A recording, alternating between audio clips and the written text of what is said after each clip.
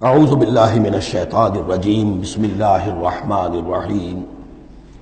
ومن الناس من یجادل فی اللہ بغیر علم ولا ہدی ولا کتاب منیر، اور لوگوں میں سے کچھ ایسے بھی ہیں جو اللہ کے بارے میں، اللہ کی باتوں کے بارے میں، اللہ کی صفات کے بارے میں، ذات خداوندی کے بارے میں جھگڑتے ہیں، بحثیں کرتے ہیں، نزاع کرتے ہیں، نہ ان کے پاس علم ہے، بغیر علم ولا ہدی،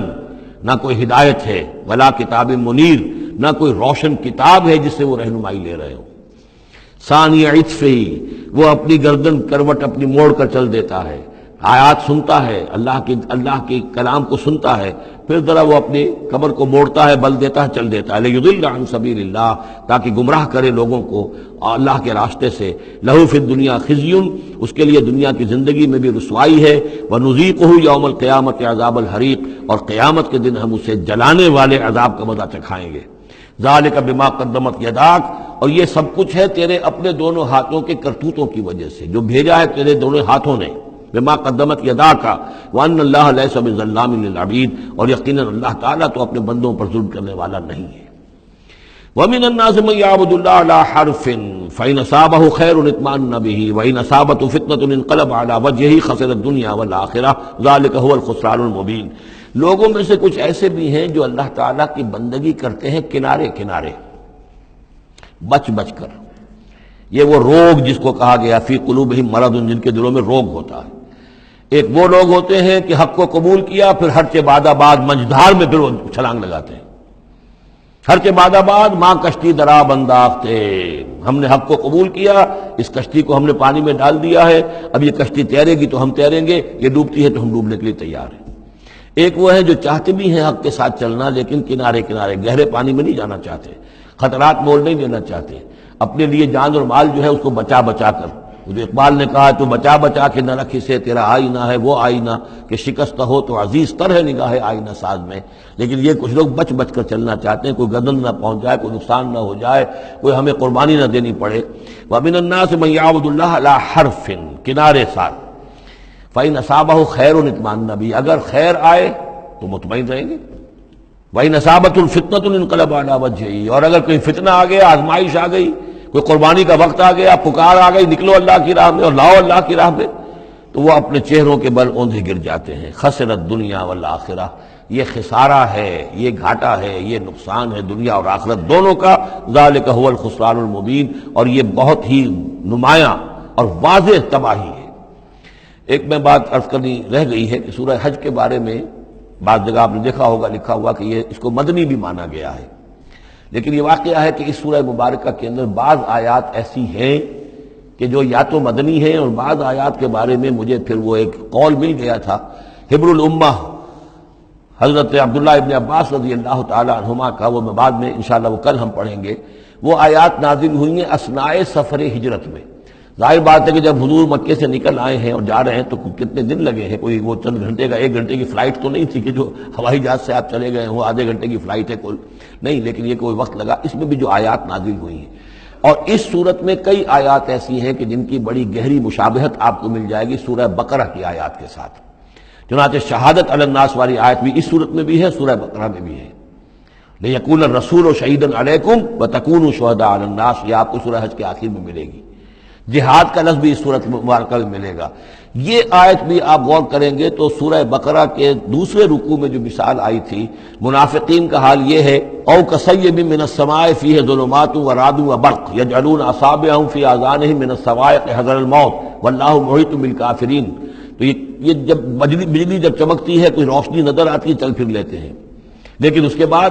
پھر جیسے ہی اندھیرا ہوتا ہے کھڑے رہ جاتے ہیں۔ تو بالکل وہی کیفیت ہے کہ جب ذرا حالات صحیح ہوئے، نارمل ہوئے، کوئی خطرہ نہیں، کوئی اندیشہ نہیں، کوئی مطالبہ نہیں، کوئی جنگ کی مہم جو ہے پیش نظر نہیں ہے، تو وہ بڑے چلت پھرت دکھا رہے ہیں، حضور کے پاس آ رہے ہیں، باتیں کر رہے ہیں، گویا کہ وہ بھی اہل ایمان کے ساتھ ہیں۔ لیکن جب ذرا مشکل وقت آیا، اوندھے منہ گر پڑے۔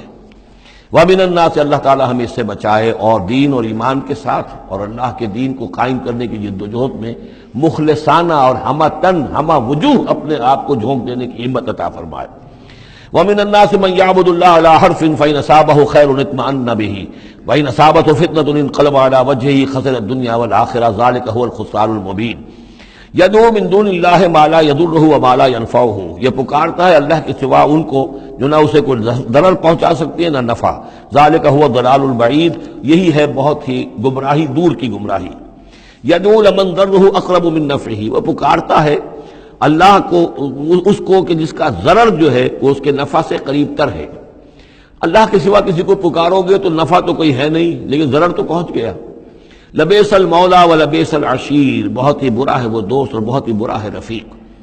ان اللہ یدخل الذین آمنوا وعملوا الصالحات جنات تجری من تحتها الانہار، یقیناً اللہ تعالیٰ داخل کرے گا ان لوگوں کو جو ایمان لائے اور جنہوں نے نیک عمل کیے ان باغات میں جن کے دامن میں ندیاں بہتی ہوں گی۔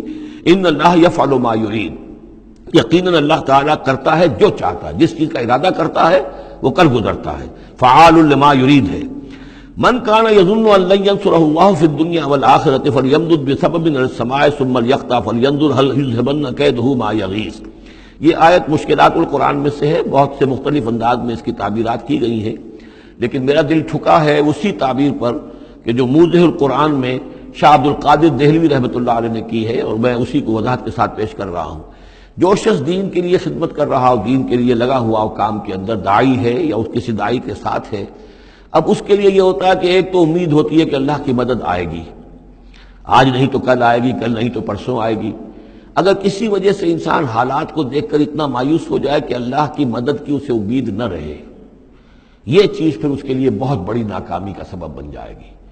امید پیوست رہ شجر سے امید بہار رکھ، اللہ سے مایوس نہیں ہونا چاہیے۔ نہ لا تقنطوا من رحمت اللہ، ٹھیک ہے دیر ہو جائے کوئی حرج نہیں، لیکن یہ کہ یہ اللہ کی مدد آئے گی، اللہ جو ہے نصرت فرمائے گا، اللہ تعالی ہماری مدد کرے گا۔ والذین جاہدوا فینا لنہدینہم سبلنا، جو لوگ ہماری راہ میں محنت کریں گے، جدوجہد کریں گے، ہم لازماً انہیں اپنے راستے دکھائیں گے۔ یہ اللہ کا پختہ وعدہ ہے، ان وعدوں پر یقین رکھنا چاہیے۔ لا انک لا تخلف المیعاد، اے اللہ ہمیں یہ اندیشہ نہیں ہے کہ تو اپنا وعدہ پورا نہیں کرے گا، خلاف کرے گا، ہاں ہمیں اندیشہ ہوتا ہے کہ ہم تیرے وعدوں کے مصداق بن سکیں گے یا نہیں، ان کا مصداق بننے کی شرائط پوری کر سکیں گے کہ نہیں۔ یہ کیفیت بندے کی رہنی چاہیے، اللہ تعالیٰ کی مدد سے اور اللہ تعالیٰ کی نصرت سے مایوس کبھی نہیں ہونا چاہیے۔ تو اس کی ایک مثال دی ہے کہ اگر کوئی شخص کسی رسی کے ساتھ کہیں اوپر سے ایک رسی ہے اس نے پکڑا ہوا ہے، تو تب تک تو یہ کہ تھاما ہوا ہے، یہ اللہ تعالیٰ کے ساتھ ہے نا، حبل اللہ، یہ قرآن جو ہے القرآن حبل اللہ الممدود من السماء الی الارض، اسی طرح امید اللہ سے رکھنا، رجا رکھنا، یہ بھی گویا کہ ایک معنوی رسی ہے کہ جو اللہ تعالیٰ کے ساتھ ہمیں جوڑے ہوئے، جب تک یہ رسی رہے گی ہمیں سہارا رہے گا، جب یہ رسی کاٹ دیں گے ہم، وہ امید منقطع کر دیں گے، تو سوائے اس کے اور کیا ہوگا کہ زمین پر اودے منہ گر جائیں گے۔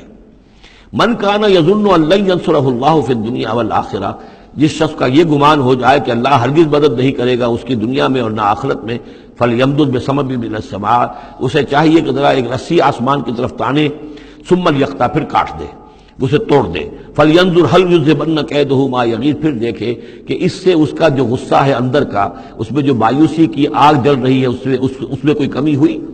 جب تک وہ رسی ہے کچھ نہ کچھ امید تو رہے گی، تو اس امید جو ہے اللہ پر اور اللہ کی نصرت اور اللہ کے وعدوں پر جو یقین ہے اس کو برقرار رکھو، یہ تمہیں سہارا دے گی۔ وَكَذَلِكَ أَنزَلْنَاهُ آيَاتٍ بَيِّنَاتٍ، اسی طرح ہم نے اتارا ہے اس قرآن کو روشن اور کھلی باتوں کی شکل میں۔ وَأَنَّ اللَّهَ يَهْدِي مَن يُرِيدُ، اور اللہ تعالیٰ ہدایت دیتا ہے جس کو چاہتا ہے، یا اللہ تعالیٰ ہدایت دیتا ہے جو چاہتا ہے کہ اس کو ہدایت ملے۔ صدق اللہ العظیم۔